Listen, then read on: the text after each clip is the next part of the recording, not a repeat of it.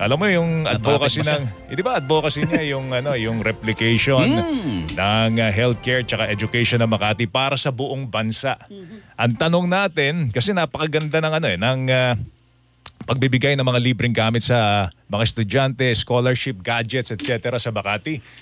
Kaya nyo ba i-replicate? Tingin nyo kaya i-replicate sa buong bansa ito yung ginagawa sa Makati, Mayor Abby? Meron naman pong pondo, di po ba?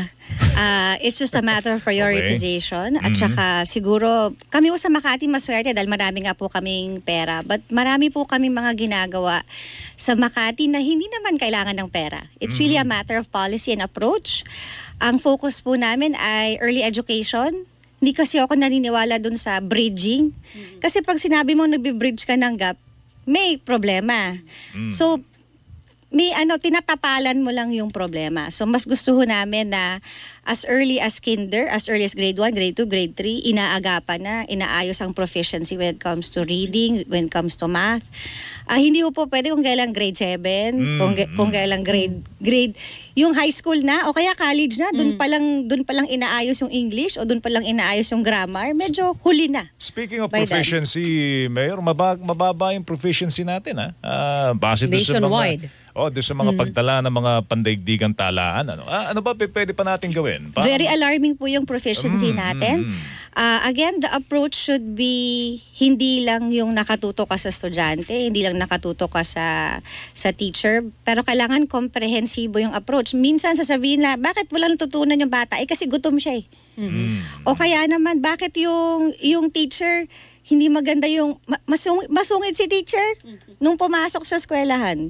Dahil siguro may problema sa bahay, mababa ang sweldo. I mean, those are things... Walang pambayad ng bills. Walang pambayad ng bills. O kaya naman yung eskwelahan, hindi rin siya conducive for teaching or for learning. So maraming mga problema. Bakit yung bata mas gugustuhin mabarkada at wag pumasok kaysa sa pumasok? Mas marami po tayong problema na inaatupag sa edukasyon yung proficiency, sweldo ng mga guro, kakulangan ng paaralan. Pero may isa pong controversy ngayon ng panukalang batas, Mayor, na gustong isama sa curriculum ng mga estudyante. Gusto po nito paigtingin yung sexuality education sa mga bata para maibsan yung problema nating lumalala sa teenage pregnancy. Napapanahon po bang isingit ngayon yun sa curriculum? Sa tingin ko po na ito isang bagay na hindi dapat pikit mata, na i-ignore at dapat po talaga isama sa education. Ang maganda po naman dun sa approach po ng batas na ito ay scientific yung approach rather than maririnig po sa barkada, sa kaibigan, sa classmate. Mas maganda po na may sistema, may regulation, may polisiya na nanggagaling mula sa national government, lalong-lalo na mula sa DepEd. Kasi hindi po pwedeng haka-haka. I mean, to be honest, ako naman, hindi naman ako kakausapin ng magulang ko, halika anak, mag-usap tayo tungkol sa sexual education. It's not going to come for our parents because wala sa kultura po natin yon. Medyo tabu no? Para pag-usapan. I mean, even up to now, it's still a tabu. And the best way to learn about it is in our schools. Okay. Mayor, ano yan? Edukasyon. Ay, doon sa, kanina narinig ko, subsidize yung hospitalization sa Makati. At sabi nyo nga, hindi lang naman pera, kundi diskarte. Pero mas madaling kumilos at dumiskarte kung may pera. Sa Makati, pwede nyo gawin yun. Ano po? Ang problema po, hindi lang ito sa isang lugar. Buong bansa po ito, sabi ng DOH, dapat triplehin daw po yung ating hospital bed capacity. Pag kayo ang naging senador, paano nyo po mabibigyan ng solusyon sa pamagitan ng batas itong problema natin sapagkat lumilitaw na talagang kapos na kapos tayo lalo po sa mga probinsya. Sa Metro Manila po pwedeng mangyari at nangyayari daw po ito sa mga private hospitals pa na pwedeng padamihin natin pero sa public hospitals ay medyo tagilid mahirap. Ano po ang pwedeng gawin nyo bilang isang senador kung kayo po ipapalarin? Siguro po, nung nagsasalita po kayo, napaisip tuloy ako bigla. Lagi nating solusyon sa traffic ay magdagdag ng kalye, magdagdag ng highway. Pagdating naman dito, ang problema natin magdagdag ng hospital bed. Naniniwala po kasi ako na ang mas importante ay preventive healthcare rather than curative kasi unang-una mas mura. kung mas madalas nagpapa-check up ang isang tao, mas konting hospital beds ang kailangan mo. Dahil hindi ka masyadong nagkakasakit. Tama ba? Ang nangyayari, sinasabi natin, ay maraming magkakasakit. Maraming mga hospital. Kaya kailangan natin magtayo ng mas maraming hospital beds. But that is not the cure. That should not be the approach. Ang gusto natin, walang nararamdaman, nagpapatingin. Walang nararamdaman, nag-exercise, ang healthy lifestyle.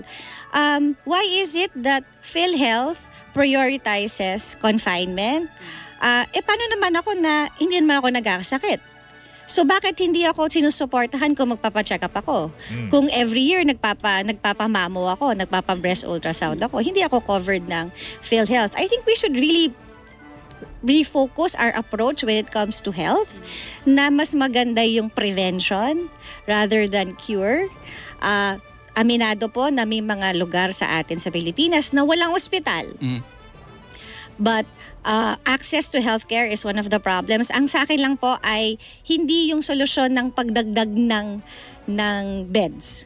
It's really more adding more doctors, adding more access to healthcare, free healthcare service ang dapat nating pinagtutuunan. Na sinasabi, Mayor, pang mayaman daw po yung halimbawa, gusto mong magpa-check up.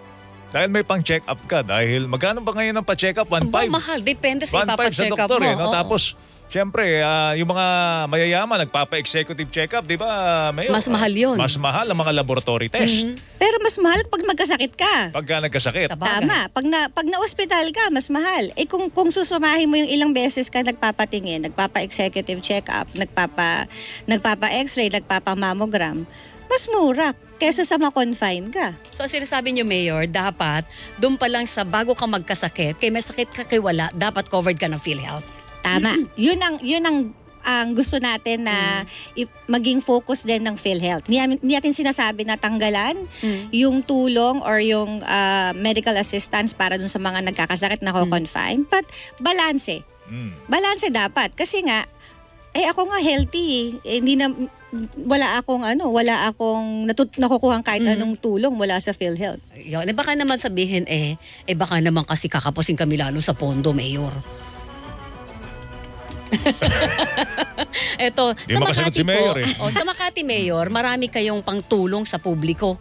'Di ba? Parang sabi nga nila, pag nasa Makati ka, libre ka sa edukasyon, libre ka sa pagpapagamot, pagpapacheck up. Dami nga, Weng, na taga-ibang bayan gustong lumipat sa Makati. Oo. Dami Pero, daw ayuda. on a nationwide scale, nakikita niyo ba yung trust ng gobyerno na ngayon na kaliwat kanan din ang ayuda ay tama?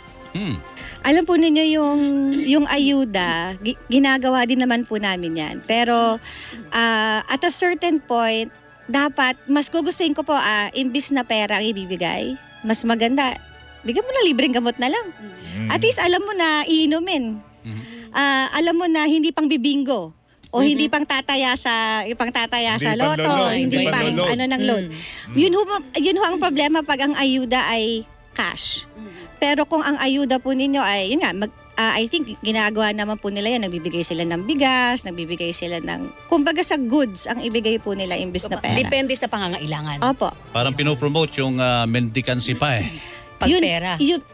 Although it stimulates the economy, pero ang point lang po ay mas magandang hindi pera. Pwede namang konting pera, kumbaga pwede namang mix, 'di ba? May pera, merong hindi pera. Goods Yung AKAP at saka AX, anong take nyo doon? So yun po yung ayuda na binibigay po cash. na cash. So mas sa akin po, mas gugustuhin ko na ang ibibigay po ay goods. Kasi although mas problemado kasi yun May proseso ng procurement, Logistics. tapos it's really more of a logistical problem. Kaya siguro sa kanila mas madali mamigay ng pera. Hassle yung hassle yung bibili ka pa ng mga gamit kaysa tas yun na ipamimigay ang higpit pa naman ng procurement law natin, Correct. Mayor. So that might be the reason why they prefer na cash ang ipinamimigay. All right.